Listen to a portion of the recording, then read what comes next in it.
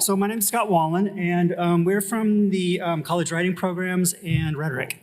And so we're going to be looking at these concepts of agency, authenticity, and authority in college composition. So we all teach writing and look at that. I didn't know I was going to be actually opening up this panel, but actually it actually might be fine because I just want to share with you a little bit my initial concerns about generative AI and my students learning to critically read and write.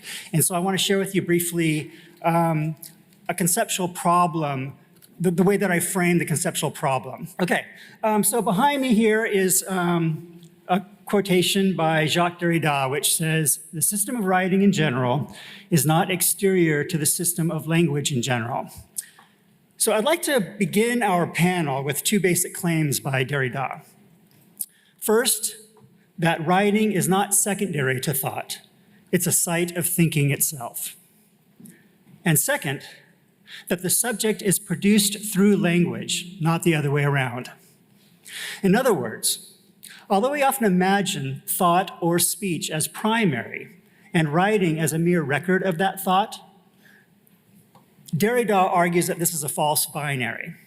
Writing is original thinking, and meaning, including our sense of self, is generated through linguistic structures, not prior to them. So with these two ideas, that writing is thinking and that language produces the subject, I worry when students use large language models to generate their quote-unquote own writing. Because if writing is a process through which thought happens, then outsourcing that writing means outsourcing their thinking. So it's not just about academic integrity, it's about students developing their own critical thinking, stemming from their lived perspectives. And that's because, in part, subjectivity matters in our academic community. Our diverse perspectives shape what counts as knowledge. And when students delegate their writing to AI, they flatten that diversity. Now, it's true that students are often tasked with mastering concepts and skills that already exist. And when the goal is comprehension, an instructor might ask them to write to demonstrate their understanding. But some students mistake comprehension for critical thinking. So when they're asked to write analytically, they might instead rely on AI to do this for them. And then, they read what it produces and say, oh yeah, that's what I think. Great, I'm done. But Derrida reminds us that thought only occurs through inscription, through language's differential play. In other words, without wrestling with language's structures, with signification itself, thinking stops. And because language precedes subjectivity, when we don't write for ourselves, we lose not just authorship, but agency. So when students delegate their writing to AI, they don't just outsource a product, they suspend their own subjectification. That is, the process by which they come into being as thinking beings within language itself. So initially, my response to all this was really conservative. Don't use AI at all. My thinking was that if students must write on their own, then they must fully engage with language and their own thought. But lately, I've begun to question whether that approach might be too limited, even a little naive. Because if language always already precedes us, in other words, if thought emerges only through linguistic difference, then banning AI might ironically reinscribe the very binary that Derrida dismantles. I mean, after all, is AI-generated writing inherently different from any other text a student might be in conversation with? It's all text. Or as Derrida says, there is no outside text. So here I'm reminded by something that my colleague Ben said a little while ago regarding students seeking writing support from AI. We don't have a problem with students seeking feedback from their professor or a peer, so why should we categorically reject the idea of AI providing feedback? So instead of treating generative AI as inherently dehumanizing or effacing, perhaps we can find ways to use it that increase our students' engagement with language. Maybe AI can serve as a dialogic partner, one that provokes critical thinking, exposes assumptions, or complicates meaning. In other words, how might students collaborate with AI, not to avoid the work of writing, but to deepen their participation in language's play, to take responsibility for their own différance, their own agency in making meaning. So to clarify, this collaboration would not take the form of students simply typing a prompt into a chatbot and then copying and pasting the text through for whatever's generated. Rather, students would engage in dialogue with AI, and through a back and forth exchange, every single word choice and phrase that the student ends up including in the writing would need to be examined, grappled with, and ultimately selected by the student, who remains accountable for each and every choice. In essence, any language generated by the AI would then have to be intentionally reinscribed by the student. Of course, how students might be guided in such an endeavor is very much an open question for me.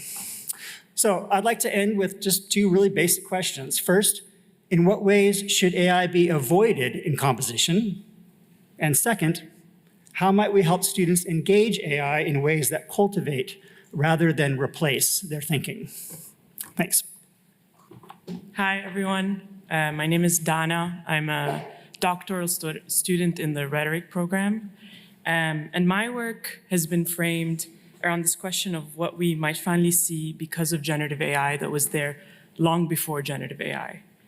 And I think that to look at our current situation, we may need to retrieve certain experiences that may feel difficult to access with the onslaught of progress coming at us. I have some more practical thoughts, and we will be getting to more we're going from the more theoretical to the more practical in this panel, but I think it's important to just situate ourselves first in these moments from our recent to less recent history. And I want to start by talking about technologies and the classroom. I want to start with the last time we faced an existential dilemma around the incursion of technology into the classroom, which was the move online during COVID. And we may be forgiven for putting it out of our minds in this conversation. The transition was grueling. Instructors felt unprepared. Students didn't have access and engagement, and significant learning losses occurred. But despite these evident failures, student satisfaction remained remarkably stable before and after the pandemic, around 55, 56, 57%. And back then, you may remember that a lot of best practices proliferated, and there were a lot of experts that were emerging in the field of how to keep students engaged in this new medium. And despite the evident pains of online learning, we might ask, what does it mean that student satisfaction remained relatively stable? What does it mean that the transition wasn't as difficult somehow as we thought? And perhaps those pamphlets and best practices and experts did their job as best as they could to restore us to something resembling the status quo. But they simultaneously, I would argue, revealed an underlying dissonance present within the status quo, which is why is it that a talking head could so readily replace a professor's physical presence? I think we can sort of intuit something about that from this as well. And one possibility, as education theorist and a former teacher of mine, Human Harouni at the Harvard Graduate School of Education, posits, building on Bell Hooks' critique of disembodied pedagogy, is that the average humanities classroom long before the pandemic had rejected interaction, the body, and spontaneity. One approach we might learn from that he posited back then is what he called an unprepared humanities. His 2 commandments for such a humanities, enter as if unprepared and remember that you are an artist, were meant to resist the reflex to smooth over shock when encountering new technologies. He's drawing on and critiquing Marshall McLuhan's claim that only the artist can encounter technology with impunity. He wants to expand the idea that an artist is something outside of us, that is doing art somewhere else, to encounter this technology, that we also have this capacity, if we don't look at the division of labor in that same way, to encounter the technology as if unprepared. And he argues against a false preparedness that comes from best practices and experts in the face of technologies such as this. And I want to move to another technology, which is laptops, Most of us allow laptops in the classroom. And back in 1992, if we were to approach laptops as if unprepared, we would think about what Neil Postman was asking back then. In introducing the personal computer to the classroom, we shall be breaking a 400-year-old truce between the gregariousness and openness, the group learning, cooperation, social responsibility fostered by orality, and the introspection and isolation fostered by the printed word. Now comes the computer carrying anew the banner of private learning and individual problem solving.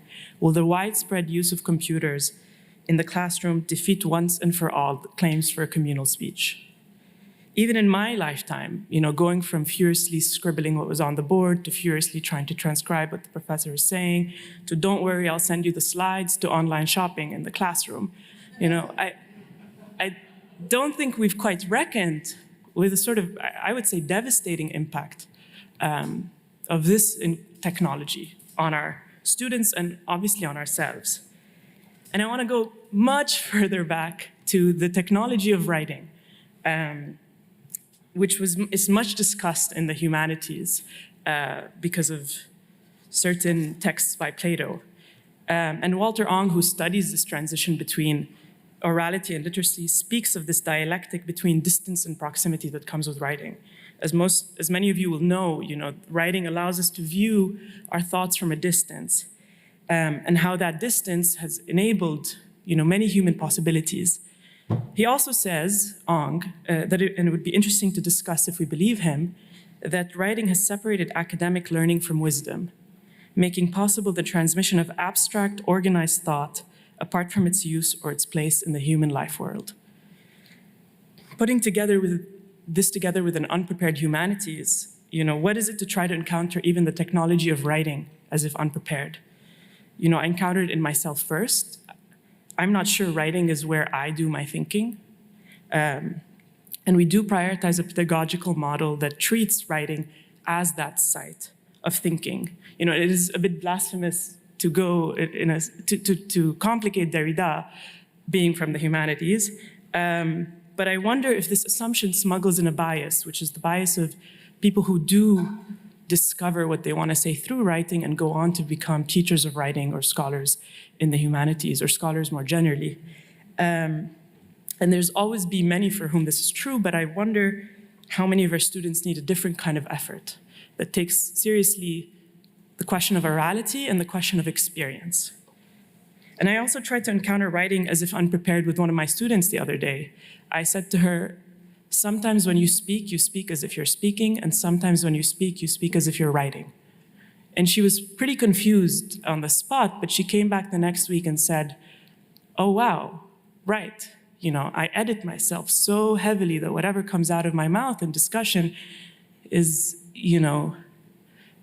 hard for me and other people to access. And that brings me to generative AI. In my other section with another student, the question of why should a student write an essay at all without generative AI had come up. And I asked her what she thought, why should she? And she gave me a great answer, an answer that she thought I would want to hear. And I said to her, you sound like ChatGPT right now.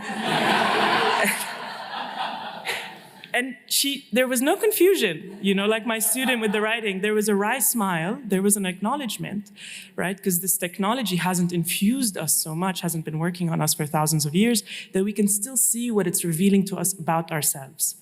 And that brings me to the troubling irony that I see with generative AI, which is in many ways student writing and our writing to some extent, were already beginning to sound like ChatGPT before it existed. The homogenization of student writing, the reliance on predictable formulas, the absence of genuine intellectual risk-taking had already become endemic problems. I think of ChatGPT sometimes as unintentional satire in that regard. And sometimes I've been dropping the word unintentional and taking seriously what is it to look at an AI generated image or text and think, okay, this is mocking me. This is mocking us. And that recognition both potentially threatens, but also liberates us to think about questions beyond this specific technology and its incursion, to rediscover what makes human thinking and writing and speaking distinctive. And an honest approach to AI in writing must include this thoughtful integration of what was already broken before in our pedagogical approaches. So my two conclusions that I'd want to leave you with are, I think we need an unprepared approach to this question. In the Art of Writing, we've come up with a pamphlet, and the QR code is not on the slides, but if you'd like to come up, I could send you this pamphlet when it's ready, that has many different exercises from all over campus that people have tried. I think an unprepared approach would be for you to try exercises from all across that pamphlet, from the most anti-AI to the most pro, and figure out your own relationship to it, to continuously encounter the impacts of those exercises as if unprepared. And I think we need to understand the context of what has come before generative AI. I think we really need to take seriously orality, experience, reading, and not just writing. Thank you. So hi, my name is Ben Spanbock. I'm a continuing lecturer in college writing programs. And for my portion of the panel, I'm going to be talking about authenticity, which is a concept I've been working with for the last several years as the premise for my R4A classes. We get to choose our topic, and I've been working on this idea closely with students for quite a while now. As suggested here in Merriam-Webster's description of authentic as the 2023 word of the year, just a few months after the first public release of ChatGPT, authenticity has become an essential concept in conversations about AI, particularly in relation to AI's role in what I see as a larger cultural destabilization of the real, the destabilization of what's true. And I think you all probably know what I'm talking about when I say that. In a similar way, the word authenticity is also frequently evoked in attempts to differentiate human output from machine output, with human work taking on the moniker authentic as the antithesis to the artificial of artificial intelligence. This is arguably seen nowhere more than it's seen in the college essay, and I'm sure we've all seen headlines like this, these attention-grabbing, click-grabbing headlines, "The college essay is dead." I don't particularly think the college essay is dead. I see this reactionary positioning as stemming from what I like to think of as an anxiety of authenticity. And my proposal today is that a better understanding of authenticity can point us in productive directions for moving forward. Authenticity is a notoriously difficult concept to define and is utilized in different ways all across campus in a variety of disciplines, marketing, philosophy, art history, lots of different places. But because I fundamentally believe in the potential for writing as a creative act, even academic writing, I'm very inspired by Evelyn Thorne and the Discovery Initiative when I think about writing in the university. And I think creativity in writing is a very Berkeley-esque value.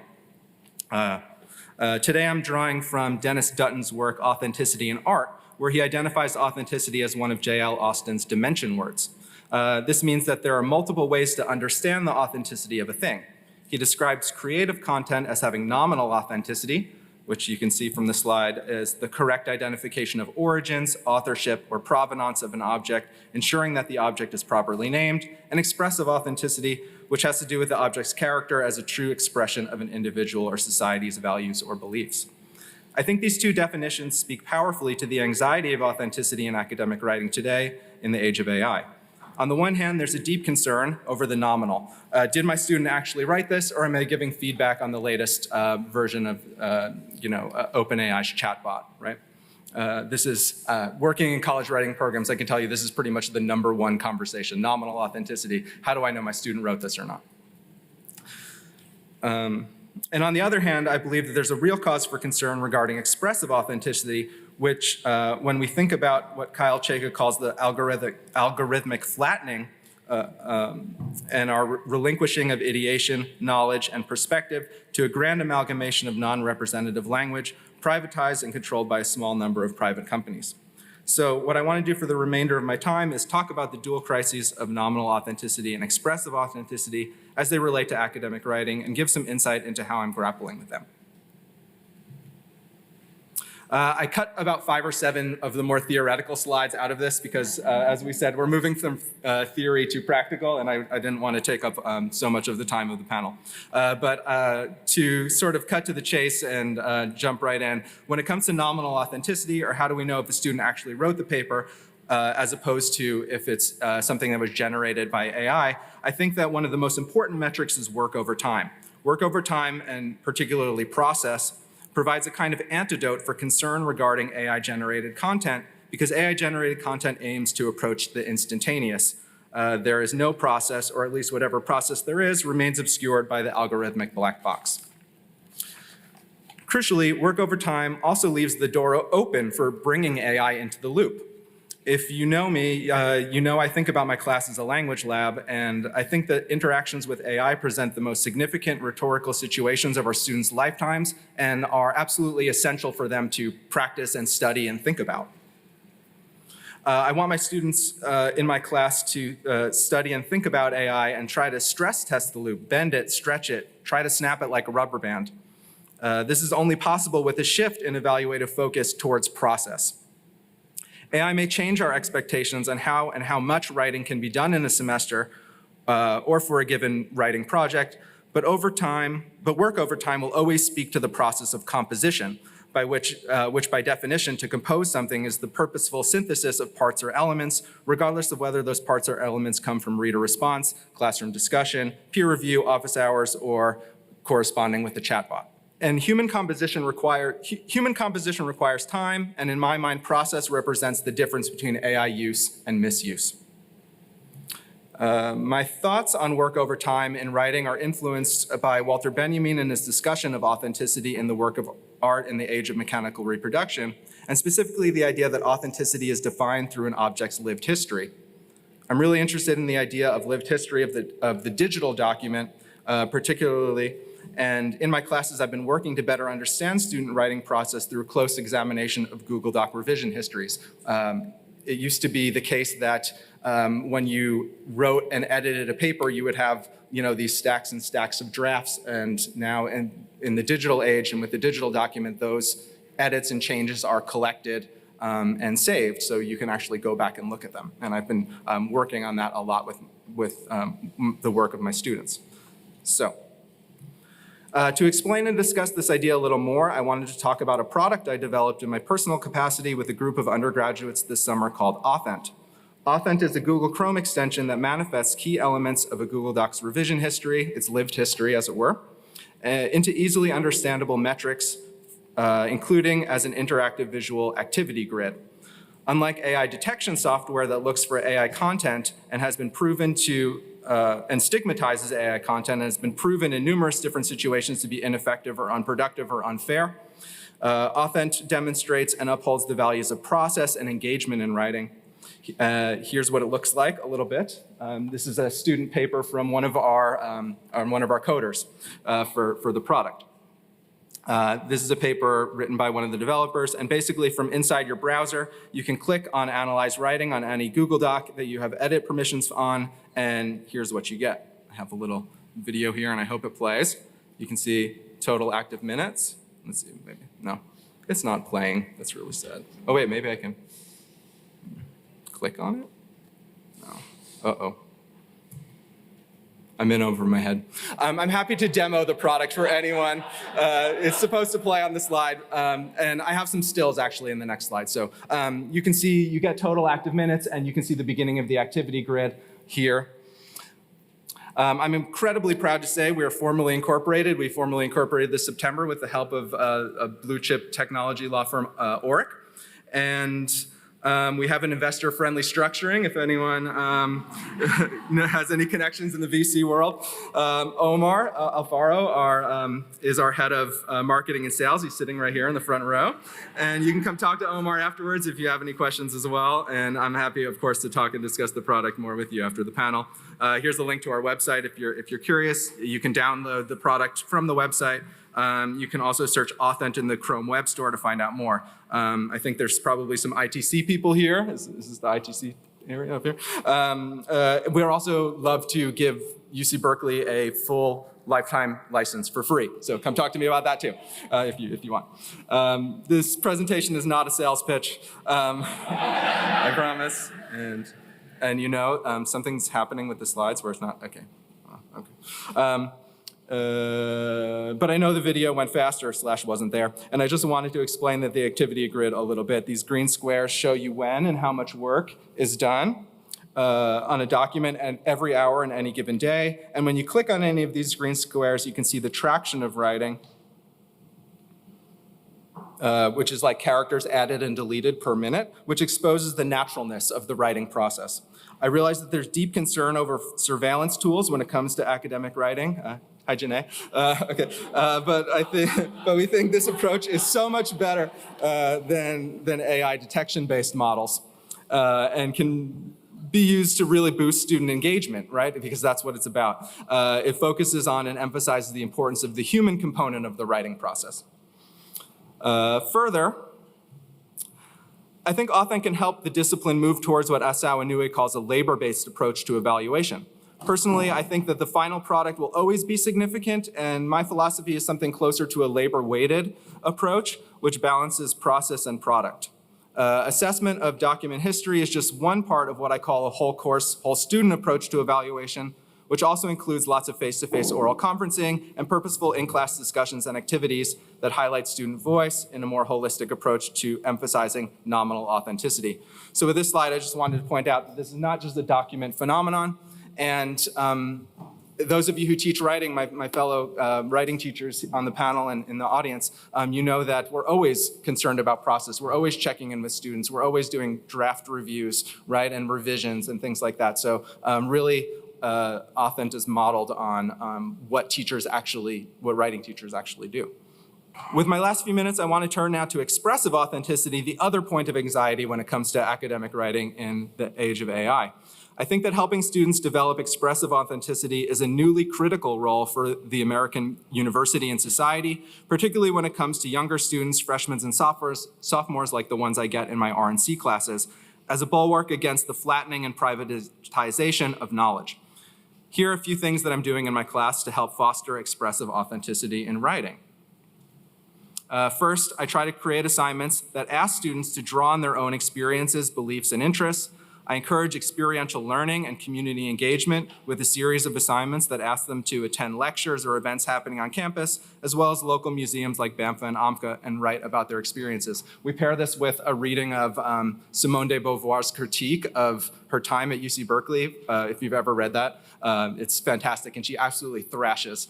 She's like the queen of authenticity, right, of existential authenticity, and she absolutely thrashes Berkeley for being an inauthentic place. In the 50s. Okay, this is pre. Yeah. But we read that, and then I send them off to campus and say, like, go have some lived experiences, right?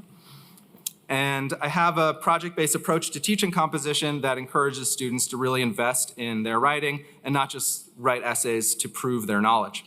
So to close, I realize that the type is much too small here. I don't want you to read this, but you're welcome to go back to the slides. We have the QR code, like I said, at the end if you're interested. But I just wanted to create a space for student voices here as a way to talk about one example of teaching towards expressive authenticity that I tried out with my students this semester. These are their own summaries of their essays from about 6 weeks ago or something like that.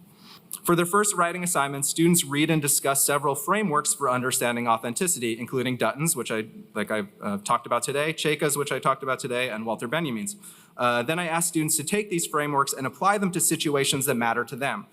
This not only encourages genuine investment in the work, but empowers students to claim and wield knowledge, as well as differentiate their work from others in the class. This is such a fun assignment for them and me. I think also this has a lot to say about diversity in a kind of Trumpian era, and how do we sort of negotiate that, and how do we still continue to encourage diversity? This is diversity of thought, right? So students who wrote about authenticity and influencer culture, authenticity in journalism, authenticity in math, in gender studies and gender relations, authenticity in business marketing, in fashion, in the history of language, and authenticity in politics. So you can see that within one classroom, I have this whole wide range of perspectives on where and why authenticity matters. Students claim these things as their own because they had to go out and decide what to apply these frameworks to on their own. And teaching students to authentically claim and apply knowledge, I think, is one of the most important things we can be doing today as educators. Thanks. I'm Michelle Baptiste, a senior lecturer in college writing programs. And as you know, 3 of us on the panel are coming from college writing programs and 1 from rhetoric. and we're really enjoying the collaboration. College Writing Program celebrated its 30th anniversary 3 years ago, and we're hoping and wondering, will we still be around in 30 years? And so the question that's driving my reflections today is, why do we still value writing? As we look at the media, journals, conference programs, and our own devices, as we know, AI is ubiquitous. When we drive in and out of San Francisco, all we see are AI billboards. Marketing AI as convenient, efficient, profitable, whereas writing isn't usually described as any of those things. So I want to shift the conversation toward the ways we still are teaching writing, college writing programs, even with a huge range of responses to generative AI among our 42 faculty members. Even, for the people who are the least comfortable with generative AI, they are discussing GenAI in the classroom. We have to. And the range goes all the way to those of us, some here on the panel, who are more comfortable making AI their course theme and experimenting with it in the classroom with students. Despite our wide variance in responses, we all have pedagogical approaches that still place the value on every human being sitting in our classrooms in ways that GenAI cannot replicate. And I'm taking a page from my syllabus here to just show you some of the student learning objectives I'm juggling in all of my writing classes. And I want to start by thinking about writing as discovery, and Ben already mentioned that. And we've engaged deeply in the Discovery Initiative, many of us in college writing programs, because we embrace the inquiry mindset, the questions that we ask. And I know that, as Donna complicated it, everyone doesn't try to answer those questions through writing, but it is one of the main ways we do it at the university. In the Discovery Initiative, inquiry mindset, real-world sources and issues, collaborative and creative ways of going beyond the classroom for experiential learning, all of that is centered. And we do that in college writing programs as well, and we have been for 3 decades. I know we also center not only writing as thinking, but as Scott mentioned and Donna complicated, also writing as interactive. We want our students to interact with text. What text those are might include, generative AI. Now, we want our students to interact with classmates in the classroom. We want students to interact with us in conferences and through our feedback on their writing. Okay.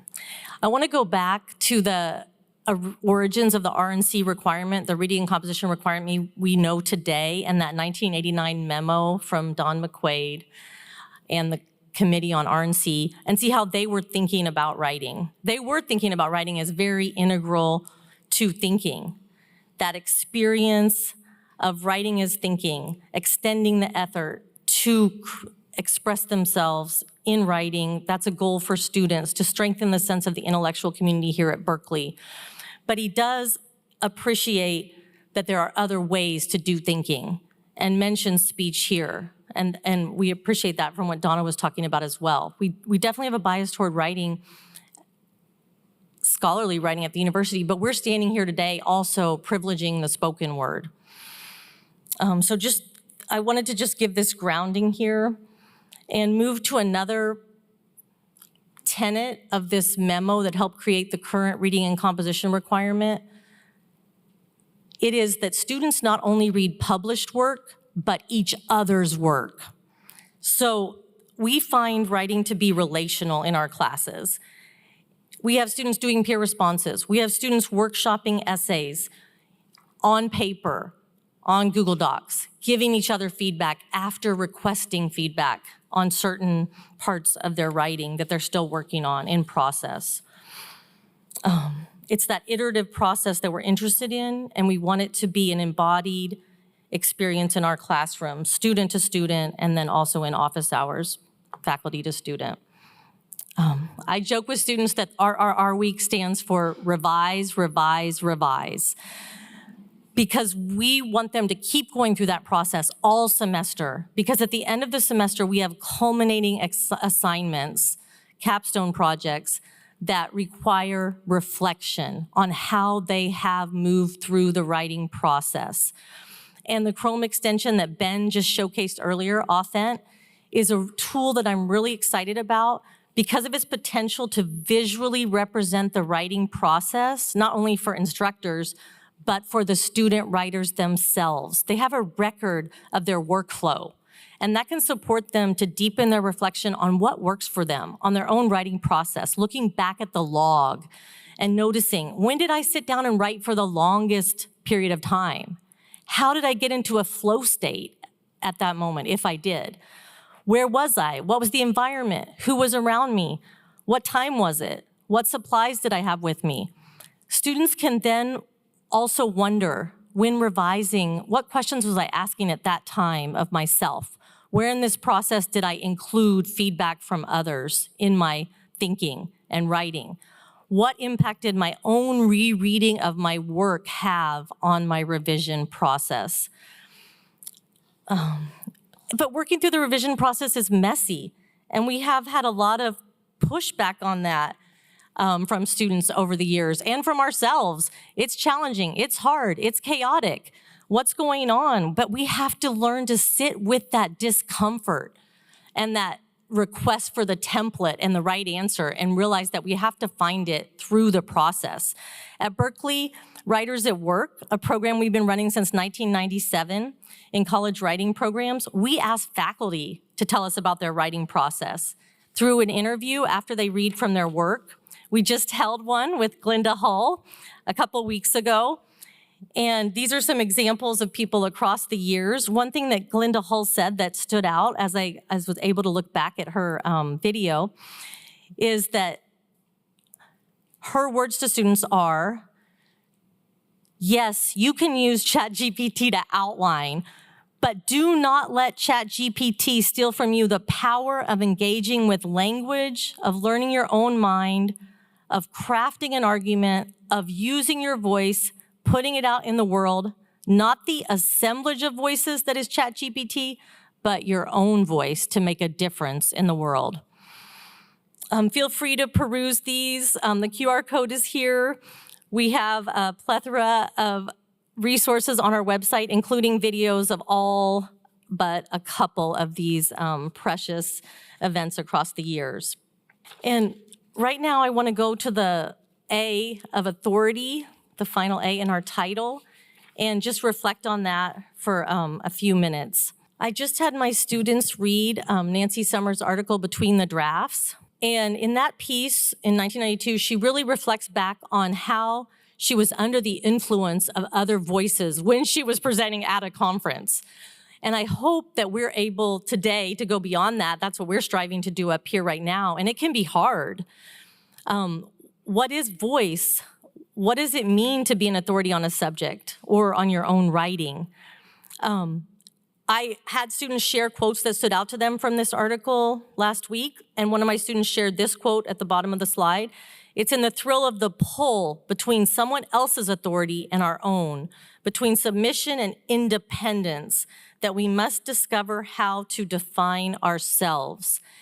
And we talked a little bit about how this piece appeared in a scholarly journal for composition next to other pieces that are more traditional academic research or studies instead of more of a self-case study. And also talked about how often when students want to apprentice to the academic discourse, they try to approximate it and have been doing this for decades in a way that is jumbled and hard to understand, pushing in fancy words that they look up in a thesaurus. So we played around with that in class, and let me see. And one of my students came up with this to paraphrase the quote from Summers here at the bottom. The constitution of individual subjectivity is contingent upon dialectal negotiation between structures of authority and impulses driven by self-autonomy.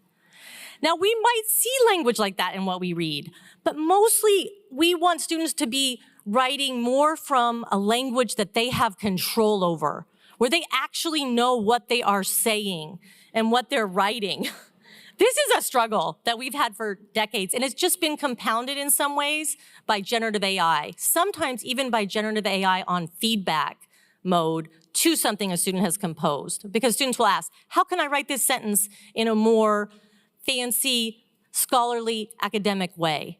And we're encouraging students to go back and forth and rather do a little more word study before they pop a word in or pop a whole sentence into their writing, because maybe the way they had it in the first place was the best way to communicate anyway. So looking back at this definition, I wanted to look at the roots of authority, the word authority that author comes from, the power to convince, the capacity to inspire trust. Etymologically coming from Latin, one who causes to grow. And I wonder, is that the reader or writer growing? But what stands out to me the most is this definition, original composer of writing from late 14th century English, as distinguished from a compiler, translator, copyist. Does that sound relevant today? We want to make sure in our classrooms that we're embodied in our learning process and engaged in it right now. And one thing we do as faculty in college writing programs is hold a fall launch before the beginning of every school year in person and share ideas with each other. My colleague Sean Burns shared this last year, and I asked him for permission to use this slide. Thinking about, we might be in awe of both these impressive basketball players and this impressive robot, but how is that awe somehow different? And that's a question that Sean asked us. I want to move toward closing by saying that I just attended a conference on community writing in Detroit, and one of the most important tenets of engaged scholarship is how are we bringing members of the community into the conversation, and how do we have a dialogue back and forth from the university out into the world, and who is in the room having that dialogue. So we're thinking about what is it like to have GenAI in the room? How is that different than having one another in the room? We also wrote collectively, like probably 100 pages, trying to winnow down to what we presented today, and we met several times in person and on Zoom. And I think I have the prize for the messiest writing process. After this discussion, we're gonna have lightning talks. One of our colleagues, Angela Hume, will be discussing the ethics of AI. As collaborating on this panel, we went through a really powerful learning sequence, and we are centering some of these values that matter to us, and we wanna hear from you. What are the responses you have to some of the questions that we raised? Thank you so much to the incredible people that are in this room. Can we keep learning in the classroom at moments when we're together? And thank you to the organizers, incredibly diverse group of people at Berkeley who brought us together. Let's keep on meeting in person as human beings. Hi, thank you. Great panel with really interesting thoughts. I really appreciate all of your perspectives. One thing that really stood out to me was there was a comment about you saying that students sound like ChatGPT. But since ChatGPT and these other AI models are trained on human speech and are trained on all of these posts that our students are putting on social media and on the internet, how do we parse between it's actually ChatGPT sounding like our students as opposed to the other way around? So in my work, I do argue that it's not because generative AI is only trained on our collective words that phenomenon is happening, but in critical theory, in the humanities, there's been, for little under a century, this question of when have students become spokespersons for the average?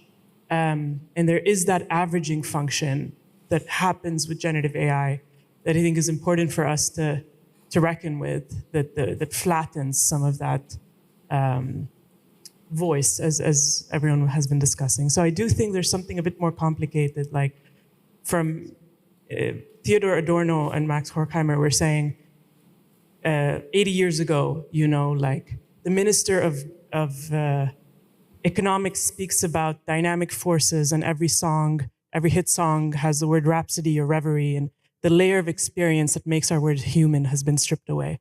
So I think I see this in continuity with some of those observations around culture and technology and Thank you so much for this really thoughtful panel. I really enjoyed it. Claudia Natalia from the D-Lab.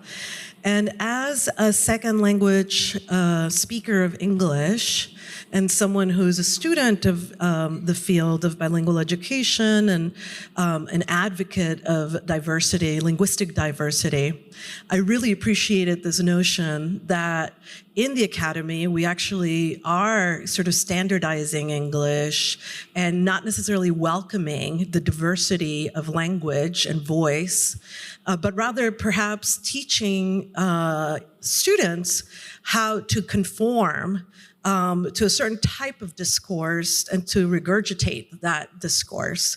And I'm curious if you all think that perhaps this could be a sea change, the current times that we're living, where we realize that we have to change that paradigm because we have to distinguish and encourage a diversity of voices rather than reinforcing that canon, which is being, amplified by LLMs. Thank you.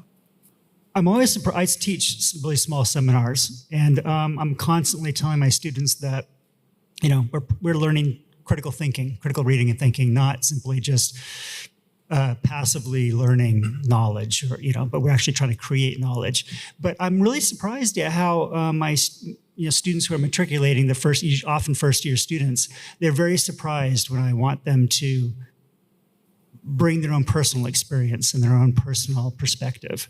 And so it's work that I find I have to do every semester, to say, no, I want you, to the point where, often they say, like, well, can I use the word I when I'm writing? Like they've been told in high school that they can't. And so I appreciate what you're saying. Yeah, and I think it is something we have to actively push against, because I think a lot of students come here thinking they have to perform just this comprehension and competence, but not actually contribute to the conversation. And I want to add that I had a whole portion I cut out just really thinking about second language acquisition and also working with students for whom English is a second language and supporting them when I notice that they are translating their work using AI and talking to them about how we're going to go through a different process so that they can genuinely get down their thoughts in English, which is going to be hard to free write for a lot of people. Free writing's already hard, not to mention in a second, third, fourth language. And just, again, echoing a lot of what Scott just said, but just letting them know that we do want them to be learning in the process and bringing their own experience and voice to the questions that we're asking them to write about. Hello, Evelyn Thorne here. Lovely to see some Discovery faculty and this presentation. My question is really geared towards the last question you have here around when to bring in GenAI, and I'm curious about the kind of scaffolding that you use in your courses. Dana mentioned about trying out a bunch of different methods for collaborating with AI in the classroom, and what I'm curious about is if you could speak to different pedagogical methods you've used for introducing GenAI and like the scaffolding for different students who have maybe different levels of agency or confidence or creative agency over their sense of process. Like, how do you differentiate and support students across the classroom? Hi, yeah.